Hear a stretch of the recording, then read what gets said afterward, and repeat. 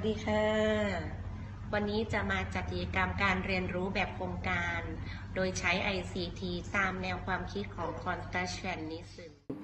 ในกิจกรรมนี้มีวัตถุประสงค์เพื่อให้ผู้เรียนได้นำความรู้และทักษะที่ได้รับในชั้นเรียนไปสู่การทำหน้ากากรูปสัตว์และการแสดงละครโดยใช้ ICT เป็นเครื่องมือการแสดงละครหรือการแสดงบทบาทสมมติเป็นการเล่นเสรีตามใจชอบเป็นการเรียนแบบสิ่งที่ผู้เรียนได้พบเห็นในชีวิตประจำวันซึ่งผู้สอนสามารถจัดประสบการณ์ในการเล่นบทบาทสมมติให้กลายเป็นประสบการณ์เรียนรู้ด้วยก็นับได้ว่ามีส่วนช่วยให้ผู้เรียนรู้และพัฒนาด้วยตัวของนักเรียนเอง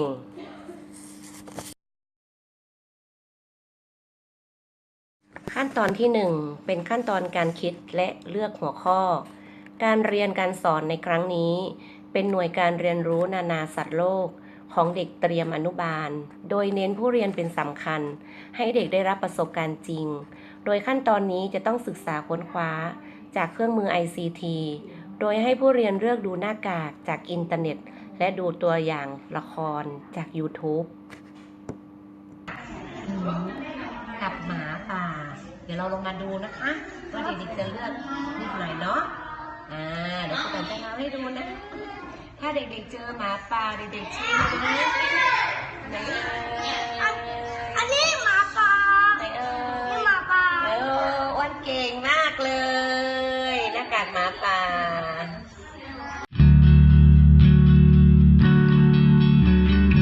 เมื่อผู้เรียนได้รับประสบการณ์เรียนรู้แล้วต้องลงมือปฏิบัติโดยมีการวางแผนร่วมกันระหว่างครูผู้สอนกับผู้เรียน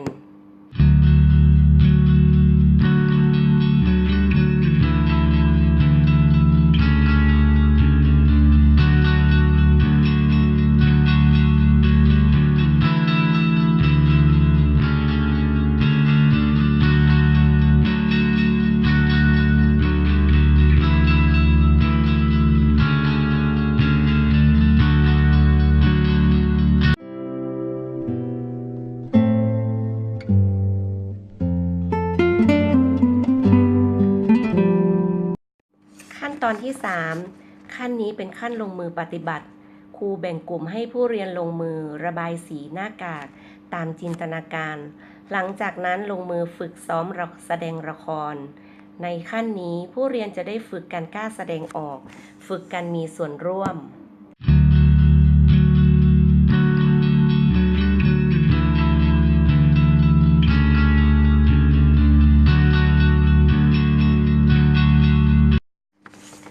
ขั้นตอนที่4ขั้นการนำเสนอผลงานและแลกเปลี่ยนเรียนรู้พบว่าผู้เรียนหลังจากที่มีประสบการณ์ในการสืบค้นข้อมูลจากเครื่องมือ ICT และฝึกประสบการณ์ต่างๆก็นำผลงานมาแสดงเป็นละครผู้เรียนมีความสุขมีจินตนาการในการกล้าแสดงบทบาทสมมติหลังจากนั้นผู้สอนสรุปประมวลความรู้ต่างๆอีกครั้งค่ะ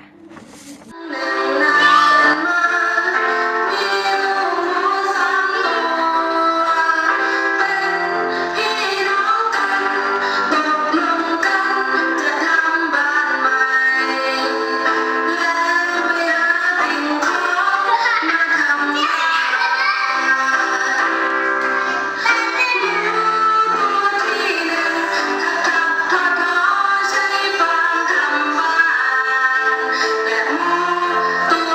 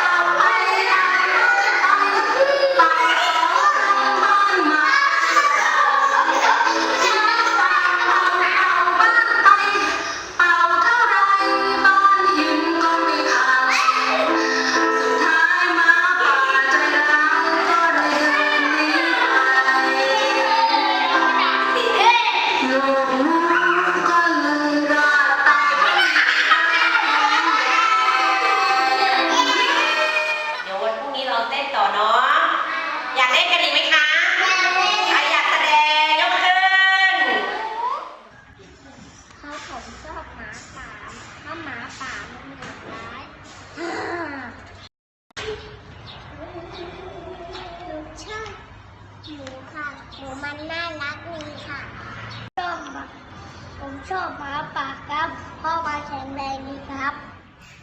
สำหรับการเรียนรู้ของเด็กปฐมวัยสามารถใช้เครื่องมือ ICT ช่วยในการจัดการเรียนรู้ซึ่งสามารถเรียกความสนใจสร้างความแปลกใหม่ที่ทันสมัยให้กับเด็กนักเรียนในวัยนี้สิ่งที่สำคัญคือครูต้องเป็นผู้ให้คำแนะนำช่วยเหลือชี้แนะและรับฟังความต้องการของเด็กเพื่อตอบสนองในการเรียนรู้ครั้งนี้ให้มีประสิทธิภาพมากที่สุดสวัสดีค่ะ